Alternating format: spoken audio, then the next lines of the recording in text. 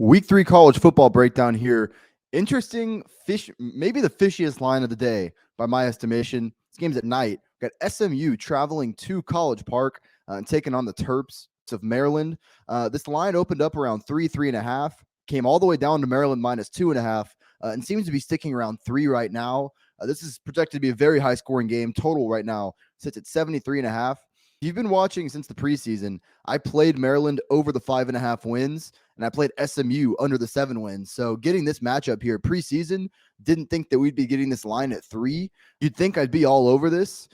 This is almost so short that it kind of gives me pause. And, my main knock on SMU and why I was kind of lower on them coming into the year, there's many reasons. I think their back 7 defensively, both at the linebacker spot and in their secondary, is just not very good. With that being said, this is going to be an interesting challenge for them. I mean, they played North Texas, they played Lamar, 2 cupcake games, and they've taken care of business. So give them credit. But I already have that financial investment in this game. I'm not so sure I'm so sold that they're that bad in their back 7 to where, I'm going to necessarily go out on that big of a limb. I also think that, their passing game is just kind of overrated. I know Tanner Mordecai is a very experienced player at this point, and he did have good counting numbers last year. I think he's less efficient than people would like to admit. Don't think SMU is as good in their run game as people think, and just don't think they have the weapons that people would assume a flashy team like SMU does. They've lost a lot at that receiver position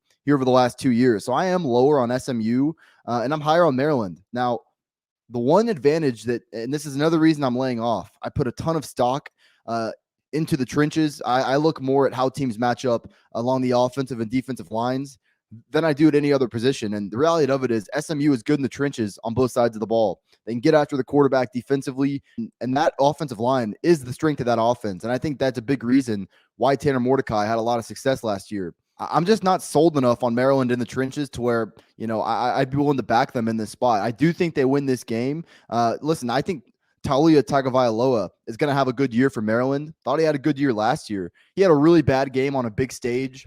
They played Iowa on a Friday night early in the season. A lot of eyes were on that game. He threw 5 interceptions, but that accounted for half of his interceptions on the year. He also averaged almost 300 yards per game through the air. They had a really efficient ground game, and Mike Locksley has really recruited that receiver position well during his tenure at Maryland. And a lot of those guys like Raheem Jarrett, like Demas, they got a veteran guy like Jay Sean Jones. Maryland is going to be a pretty explosive offense through the air. Criticize me if you want, because I'm higher on Maryland, lower on SMU. We're getting Maryland at home. This feels like somewhat of a trap to me. It's going to be an interesting game. The only way I could play it is Maryland -3, but I did decide to lay off. Like I said, I'm not so sold on Maryland in the trenches yet, and just kind of defensively to where I'd necessarily want to go out on this limb. Still feel good about my over 5.5 wins bet. Do think this team makes a bowl game, but I am going to hold off on this game. I've actually already released 4 best bets here for week 3. Gave those out this morning here on Wednesday. Plan to have the rest of my week 3 card out by Thursday.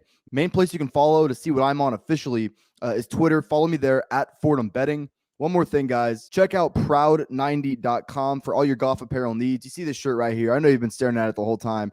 They got unique but very comfortable polos as well. They got t-shirts, hoodies, quarter zips. Browse their selection, and if you see anything you like at checkout, use code Fordham. It's going to get you 15% off your order. The rest of the information will be in the description below.